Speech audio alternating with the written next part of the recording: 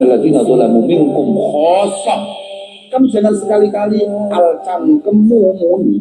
Ulama itu kayak ngerti-ngerti ya surga neraka. Quran itu Allah Subhanahu wa taala, Allah Azza wa Jalla.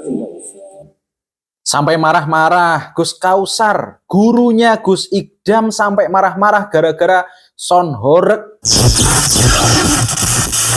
Assalamualaikum teman-teman, gimana kabar kalian? Semoga sehat selalu ya.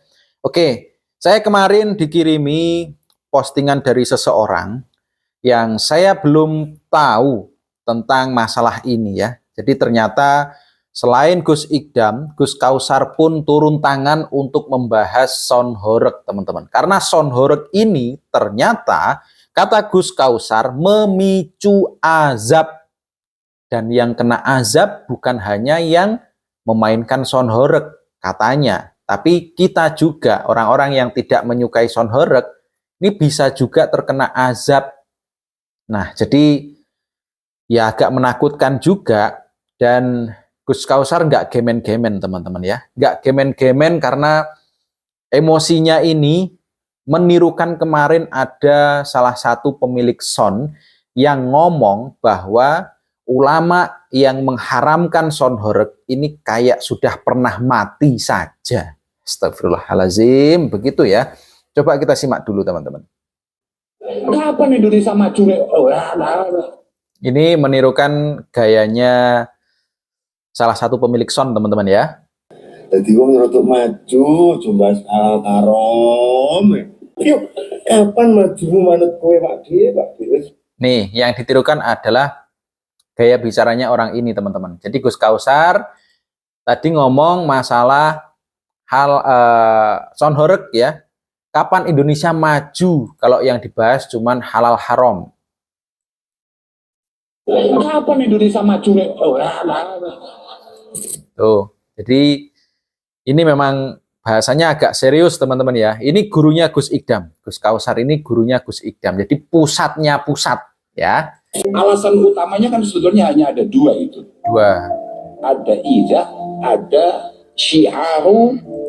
Idza menyakiti, suaranya terlalu kencang sehingga orang-orang yang tidak kuat ya, bukan tidak suka tapi tidak kuat ini pasti merasa tersakiti. Yang kedua, syiar kefasikan dan minuman keras.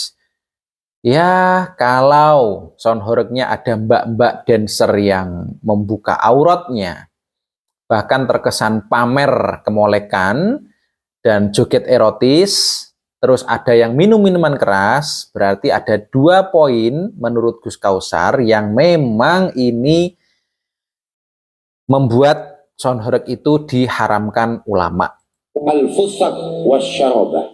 Sama kudu ngerti, jangankan kok yang di sana yang dibunyikan adalah apa begitu. Sholawatane bedeng-bedeng ini mau.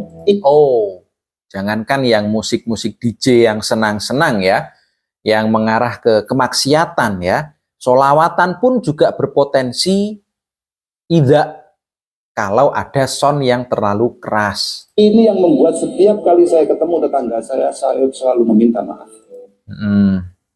Jadi ini juga perlu dicontoh ya, karena nggak semua orang yang tinggal di Jawa, Jawa Timur lebih khususnya, nggak semua orang yang ada di Jawa Timur ini Muslim.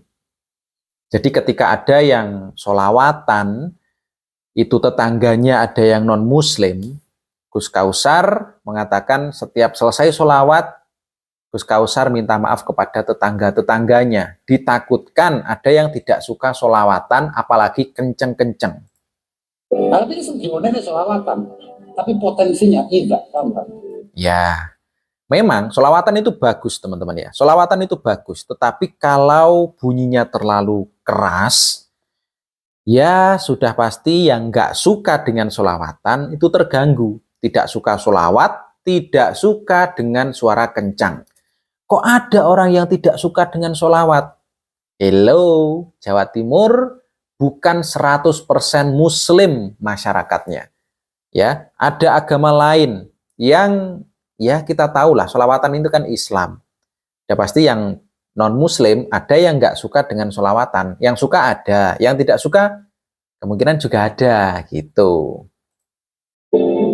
Siapa tahu ada tetangga kami yang kemudian kebetulan sakit, Oke. kebetulan sepuh, kebetulan nyapu. Ya, Loh, iya Bora, betul. selawatan apa Bora? Gus. Ya, tapi kemudian merugikan, mengganggu dan lain sebagainya. Ya, ditambah lagi kalau ada orang sakit, orang tua, mungkin ada bayi ya, itu berpotensi mengganggu mereka, menyakiti mereka. Idza akhirnya dihukumi haram, teman-teman. Maulidan, ketika di sana ada al-munkarat, al-muharramat, dengan judul maulid pun tetap haram. Ya, sholawatan, maulid, kalau ada yang menyakiti, ya, ada yang menyakiti, mengganggu, juga berpotensi haram dan masuk neraka, kata Gus Kausar, teman-teman. Wah, kena ngomong haram. Kapan Indonesia maju? Ini menirukan pemilik sound, teman-teman ya, menirukan pemilik sound yang haram, kapan Indonesia maju? Ya, karena Gus Kausar seorang ulama dan ajaran agama Islam itu melarang kegiatan-kegiatan yang tidak menyakiti. Maka seorang ulama sudah pasti sepakat bahwa sound horeg itu ya haram. Karena ulama hanya menyampaikan apa yang sudah menjadi peraturannya Allah yang disampaikan kepada Rasulullah disampaikan kepada umatnya kala itu, para sahabat, lanjut terus sampai sekarang kiai-kiai masa kini. Jadi para pecinta sound horeg, tolong jangan kalian membenci ulama. Ulama mengerjakan tugasnya, kewajibannya, mengingatkan kita yang mungkin terlena akan hiburan duniawi. Son-sonan boleh sebenarnya. Asal tidak mengganggu, tidak menyakiti, tidak ada kemaksiatan. Mungkin miniaturan ya, miniatur yang truk-truk kecil-kecil itu loh. Itu juga bisa jadi solusi. Kalau sound horeg besar-besar tidak boleh, ya son-sonan miniatur itu loh teman-teman.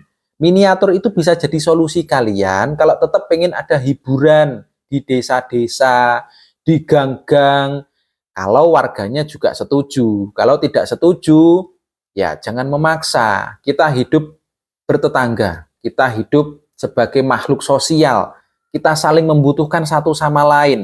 Jangan sampai kita menyakiti saudara kita, tetangga kita. Saya pun juga ya sangat menyayangkan kalau sampai ada yang terganggu ya. Karena sonan itu kalau ada banyak pedagang UMKM yang terbantu itu alhamdulillah. Tapi jangan sampai sound horegnya itu malah menjadi masalah. Kita cari solusi bareng-bareng lah. Ini tidak munafik teman-teman ya. Kita menyayangi saudara-saudara kita. Kita harus saling menyayangi, menghormati, menghargai. Bukan munafik. Jadi yang suka dengan son-sonan ya kita bela, ulama pun juga kita ikuti. Jadi kalau ada yang bilang, munafik kamu kemarin membela si son-sonan, sekarang membela kiai. bukan membela sana membela sini. Mereka berdua antara ulama maupun pecinta son itu sama-sama saudara kita. Kita ini ya kalau bisa mendamaikan, mencarikan solusi, hiburan tetap ada, tapi pesannya ulama, pesannya kiai juga harus kita patuhi. Karena itu demi kebaikan kita. Bukannya para kiai benci son, pemilik son, enggak ada kiai yang benci dengan usahanya orang, enggak ada teman-teman. Tapi yang dibenci oleh kiai, oleh agama, yaitu kemaksiatan di dalam acara sound horeg. Jadi ya, kalau ada yang joget-joget, apalagi di video, disebarluaskan, nah itu yang jadi masalah ya. Jadi tolong kalau ada ulama ngomong, dia didengarkan. Meskipun itu kalian tidak sependapat. Wah, ini usaha saya akan hancur ini kalau sampai diharamkan. Ya dicarikan solusi, ya miniaturan itu kan juga bisa. Toh para pemilik sound dapat uangnya nggak cuma dari sound horeg, bisa dari hajatan pernikahan, acara sholawatan, terus apalagi, dan lain-lain lah, ada kira budaya. Intinya tidak mengganggu, tidak menyakiti, tidak ada kemaksiatan demi kebaikan kita bersama. Jadi cari solusi bareng-bareng gitu loh teman-teman.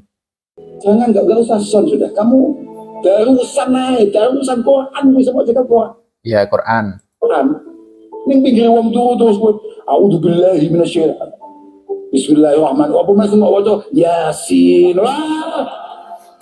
Jangankan son-sonan pakai musik ya, sholawat, maulidan, baca Al-Quran tanpa son, tanpa speaker, di sampingnya orang tidur, terus kamu mengganggu orang itu dengan bacaan Al-Quranmu, itu juga berpotensi haram.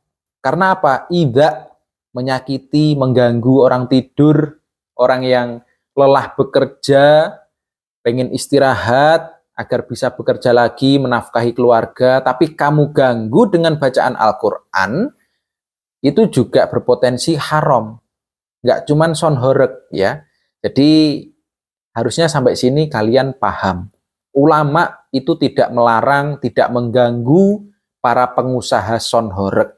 Tetapi para ulama menyampaikan aturannya Gusti Allah, bahwa kemaksiatan itu nggak baik. Minum-minuman keras, megal-megal bajunya ketat lah, ada yang malah setengah telanjang seperti itu. Kemaksiatan yang seperti itu nggak baik. Ulama hanya menyampaikan dan kita harusnya memahami, ini bukan munafik, tapi ini demi kepentingan kita bersama, bertetangga, bersosial, bersaudara, agar kehidupan kita ini bisa rukun satu dengan yang lainnya. Jangan sampai seperti kejadian di Malang kemarin, gara-gara terganggu akhirnya bentrok jotos-jotosan. Meskipun akhirnya damai, ada uang ganti rugi 2 juta.